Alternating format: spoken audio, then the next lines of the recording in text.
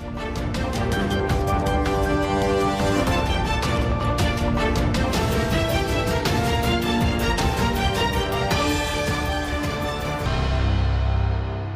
you expect an expansion of the Abraham Accords? I do. I hope to see Saudi Arabia go in, and I hope to see others go in. I think when Saudi Arabia goes in, everybody goes in. क्या Saudi अरब Israel को Abraham accords के जरिए तस्लीम करने जा रहा है? Donald Trump का बड़ा दावा। लेट अली शो यू के इस एपिसोड में आप सबको खुशामदीद। Do like, subscribe and share this content. बात शुरू करते हैं अमेरिकी सदर डोनाल्ड ट्रंप का बड़ा दावा, जो कह रहे हैं कि अमेरिका के गाजा अमन मुआहदे के बाद चांसेस हैं कि सऊदी अरब अब दीगर और ममालिक के साथ, उनका ये स्पेसिफिकली कहना था कि अगर सऊदी अरब ने अब्राहम अकॉर्ड जो इजराइल को तस्लीम करते हैं उसको कबूल कर लिया, तो फिर और मुस्लिम और अरब ममालिक के पास कोई भी गुंजाइश नहीं होगी इनकार करने की। ट्रंप कह रहा है कि ये चीज बहुत वाज़ेह है कि अब सिचुएशन और सूरत हाल बन चुकी है कि सऊदी अरब इस अमन मुआहदे के ऊपर अग्री करेगा। और इसके साथ साथ अगर सऊदियों ने कर लिया, तो अभी हाल ही के अंदर किसने सऊदी अरब के साथ डिफेंस पैक्ट साइन किया था?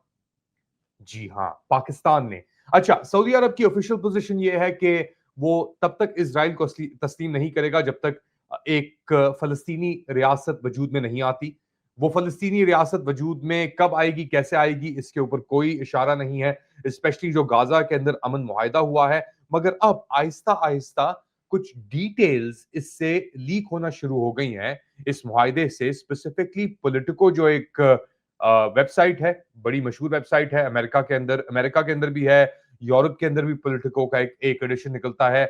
उन्होंने एक खबर शाया की है कुछ दिन कबल, the countries volunteering to patrol Gaza.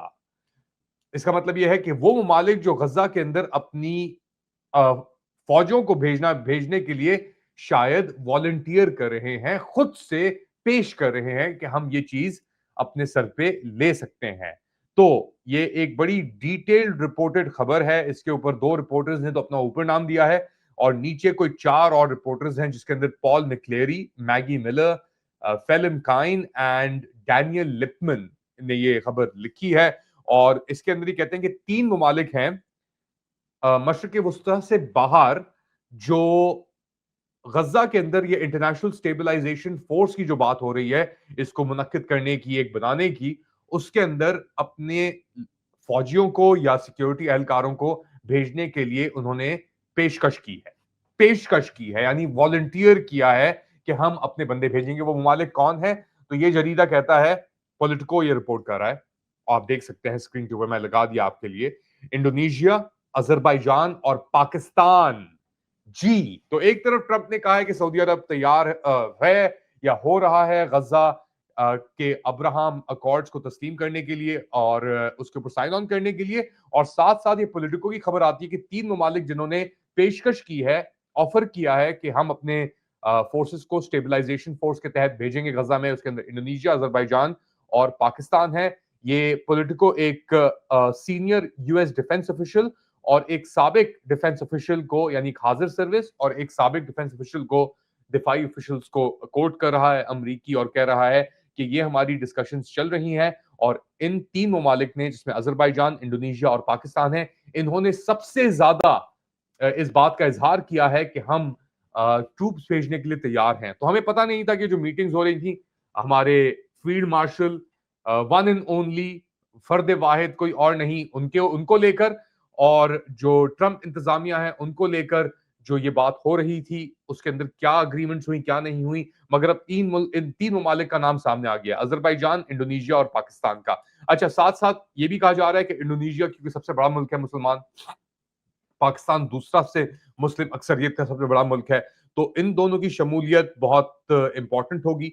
Azerbaijan Israel के बड़ा करीब है। अजरबैजान के जो लाइफ लॉन्ग सदर हैं इल्हाम अलीयव, वो भी ट्रंप के बड़े करीब हैं। वो पहुंचे थे, खड़े भी हुए थे, शर्म अल शेख के अंदर भी उनकी बड़ा एहतमाम किया गया, मगर उनसे उनकी बेइज्जती नहीं कराई गई एक स्पीच कराने के बाद जो शहबाज शरीफ ने कराई थी। अच्छा, इस खबर के ऊपर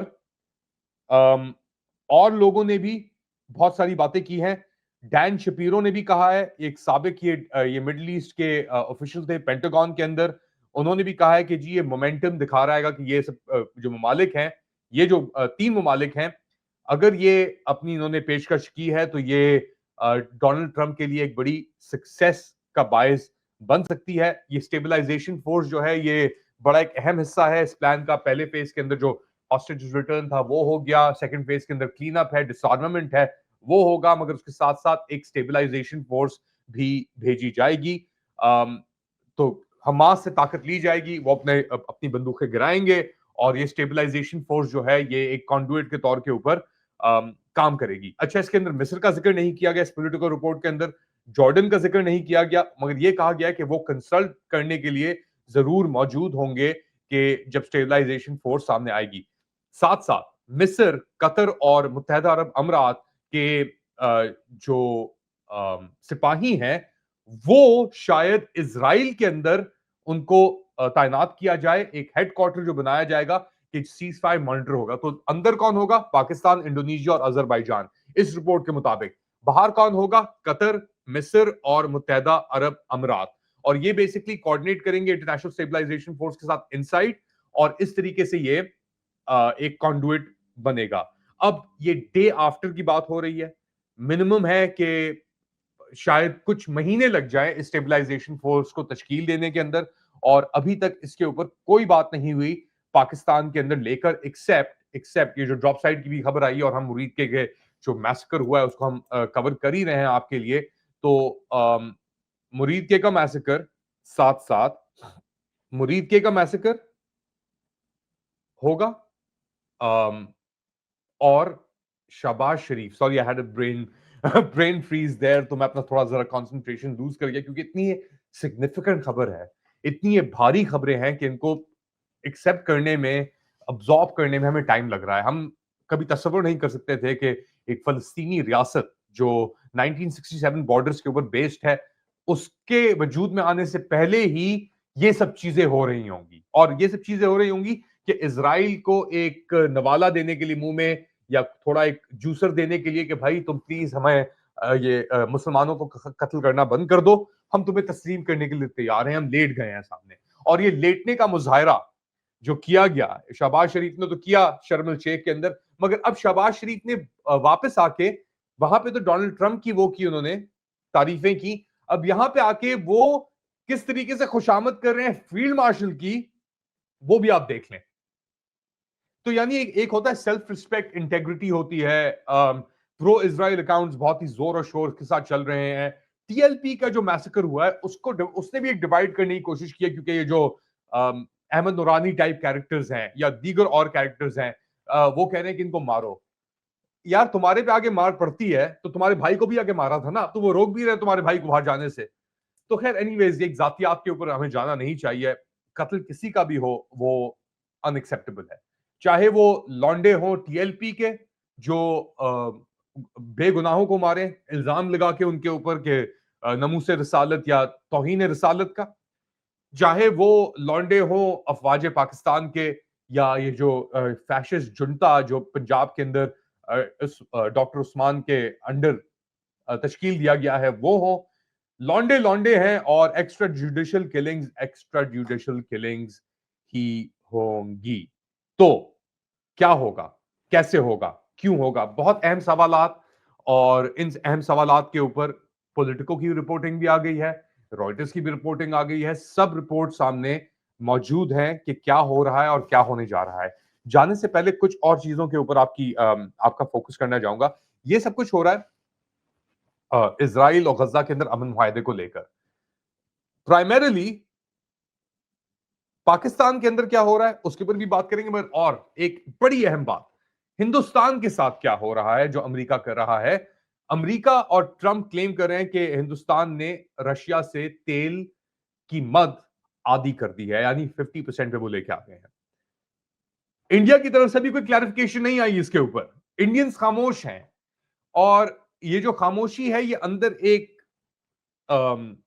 परेशानी क्रिएट कर रही है, एक प्रेशर क्रिएट कर रही है। राहुल गांधी ने कुछ दिन पहले आगे कहा कि जी क्या मोदी ट्रंप से डरता है, इसीलिए क्या वो खामोश है? सवाल पूछा गया। बहुत अहम ये भी डेवलपमेंट है क्योंकि इंडिया भी एक बहुत बड़ा प्लेयर है इस पूरे किस्से सिलसिले के अंदर। आप माने ना माने, इंडिया का एक बहुत अहम किरदार है और खामोशी इस वक्त ट्रंप को डील करने के अंदर शायद एक रास्ता आगे निकाल ले, मगर शायद ना भी निकाले। साथ साथ साथ साथ पाकिस्तान को लेकर एक जो सियासी इंतकाम की लहर है वो भी अपने उरूज के ऊपर है। और अब पाकिस्तान के अंदर एक एंटी टेररिज्म कोर्ट एटीसी, जो बेसिकली मिलिट्री कोर्ट्स के मुबनी है, उन्होंने एक non bailable arrest warrant issue किया है इमरान खान की बहन अलीमा खान के दरमियान। और यह है 26 नवंबर के अंदर जो एहतजाज हुए थे उसके उस प्रोटेस्ट केस को लेकर, क्योंकि अलीमा खान कोर्ट इस सिलसिले के अंदर पहले नहीं आई, तो अब उनके ऊपर ये इल्जाम लगाया गया है। और प्रोसिक्यूशन कह रही है कि वो प्रोसीडिंग्स को अवॉइड कर रही हैं, एवेट कर रही हैं। 20 अक्टूबर की नेक्स्ट हियरिंग लगा दी गई है। ये है खबरें। आप बताएं मुझे, क्या पाकिस्तान फौजी भेजने के लिए तैयार है गजा के अंदर, इंडोनेशिया और अजरबैजान के साथ, जिस तरह पॉलिटिको रिपोर्ट कर रहा है? क्या सऊदी अरब इजराइल को तस्लीम करने के लिए तैयार है जिस तरह ट्रंप कह रहा है? और क्या पाकिस्तान उसके बाद इजराइल को तस्लीम कर लेगा अगर सऊदी अरब ने कर लिया, या वाइस वर्सा? बताएं कमेंट सेक्शन के अंदर। Do like, subscribe and share this content. थोड़ी देर बाद दोबारा हाजिर होऊंगा अपडेट के साथ। तब तक के लिए अल्लाह हाफिज।